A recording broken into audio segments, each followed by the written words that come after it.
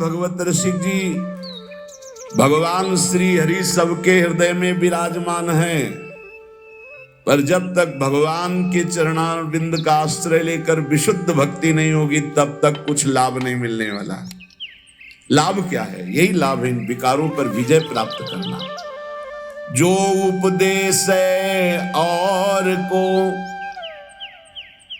खुली बात कह रहे हैं, खुली बात, जो उपदेश है और को सो नहीं माने आप, देखो जगत प्रवीणता ठगे आपको आप, ठगे आपको आप, विषय स्वार्थ नहीं छूटे, परमार्थ पद हेत बके, पर धन को लूटे। पंडित संत महंत गोसाई परमहंस जो, लोभ ग्रसे सब लोग नहीं भगवत सहाय जो। बड़े ही विरक्त फक्कड़ महापुरुष, किसी की कुछ भी आन कान न रखने वाले, बोले जो उपदेश के अनुसार आचरण नहीं करता है मैं उसे कुछ नहीं मानता हूं। भगवत ऋषि जी कहे जो वाणी में वही मन में वही आचरण में हो तो तुम्हारा प्रवचन ठीक है, प्रवचन कुछ और मन में कुछ और आचरण कुछ और। तो पंडित संत महंत गोसाई परम हंस जो, लोभ ग्रसे सब लोग नहीं भगवत सहाय जो। जो उपदेश है और को सो नहीं माने आप, देखो जगत प्रवीणता ठगे आपको आप। भगवत ऋषि जी महाराज कह रहे हैं विद्वान पांडित्य से युक्त, संत वेश, महंत पदवी, गोसाई पदवी, परमहंस आदि पदवियों को प्राप्त जो हैं, जो धन का लोभ मान मद का त्याग करके निरंतर अपने स्वरूप में या भगवदानंद में मस्त हैं, तो धन्य है वो जगत पावन करने वाले संत महंत पंडित गोसाई परमहंस जन। ये जगत पावन करने वाले हुए। पूज्य पाद श्री उड़िया बाबा जी महाराज के पास एक बहुत विद्वान पुरुष है, उनकी वाणी जी में उपदेशों में अमृत बरसता है।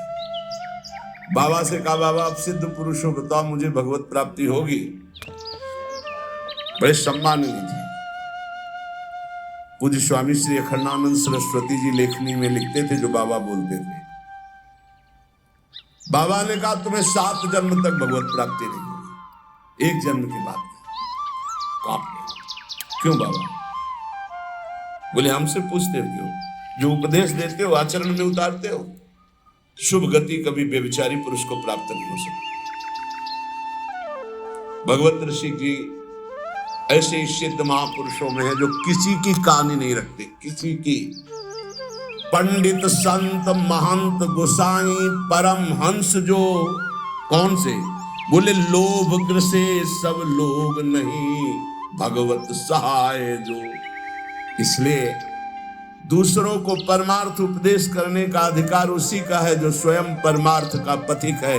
जो बोले वही आचरण में होना चाहिए, वही मन में होना चाहिए। वचन मन आचरण एक होने चाहिए, तभी उपदेश सार्थक माना जाता है।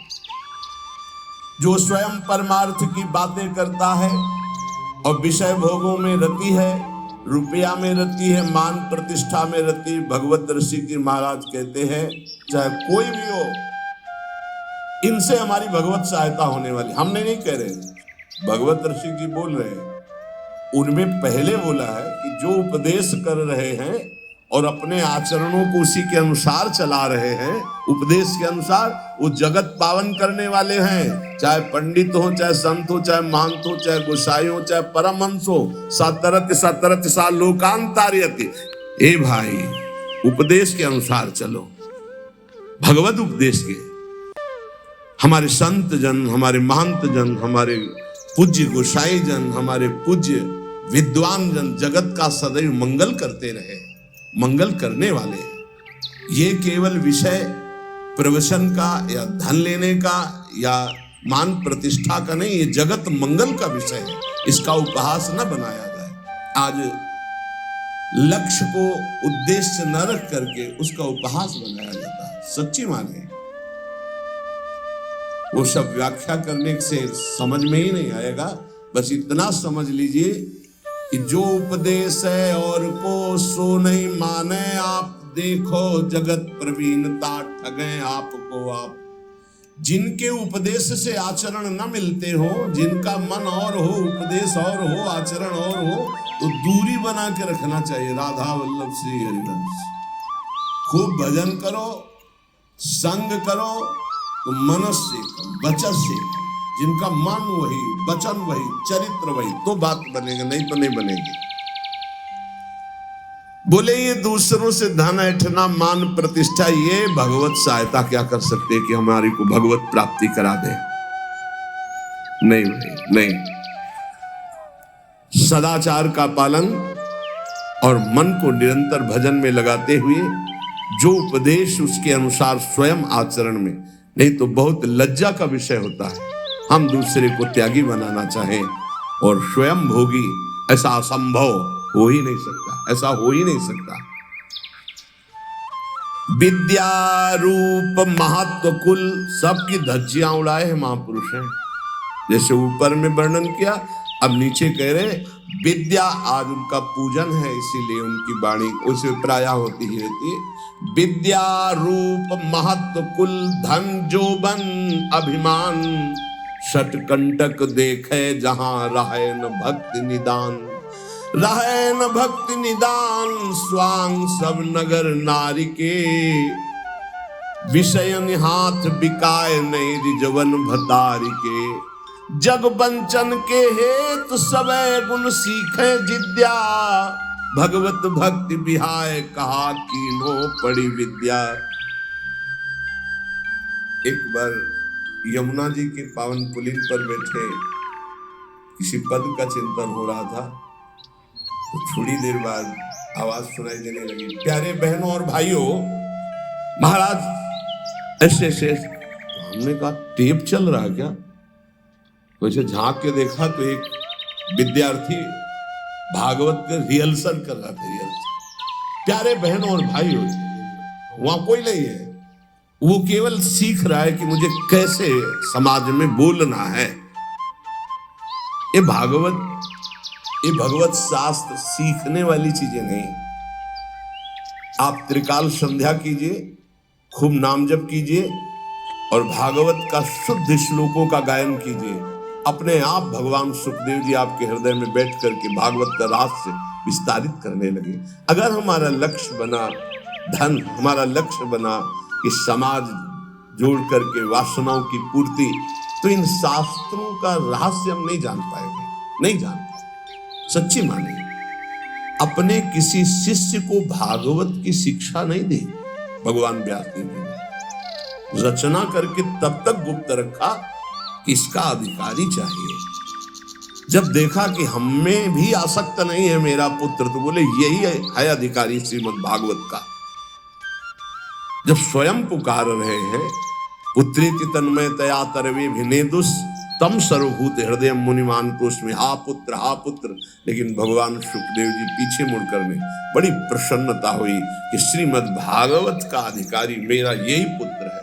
पर वो अनासक्त है, मेरा ही रूप लौट के नहीं देखा, अपनी माँ का रूप नहीं देखा, तो ये रूप लीला का गान क्या करेगा? ये तो स्वयं बोध संपन्न है। सुकोहम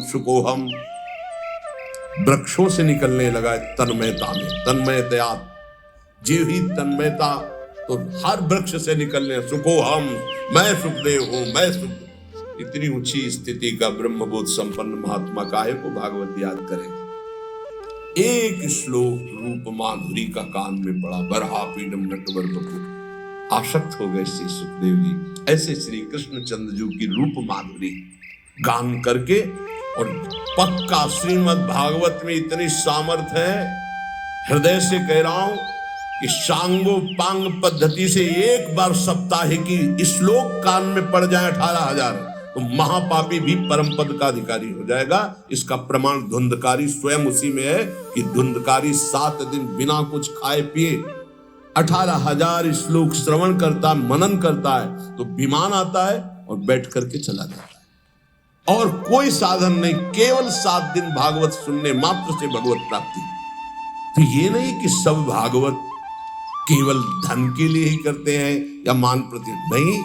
भूरिदा जना भगवत यश गान करने वाले जगत बंदनी होते हैं, जो रामकृष्ण हरि की चर्चा करके जगत को निष्पाप करते हैं। संत जन मुद मंगल में संत समाजू, जो जग जंगम तीर्थ राजू। ये चलते फिरते तीर्थ हैं, तीर्थराज प्रयाग है, तीर्थी कुर्वंत तीर्थान, ये जहां चरण रख दे वहां तीर्थ बन जाए।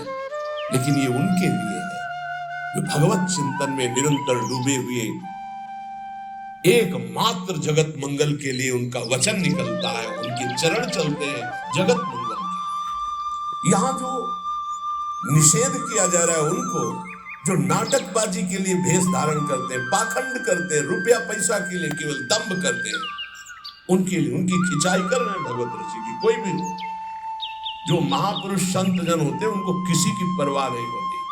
सत्य का वर्णन और सत्य का श्रवण वही कर सकता है जो सत्य में चल सकता है, अन्यथा नहीं।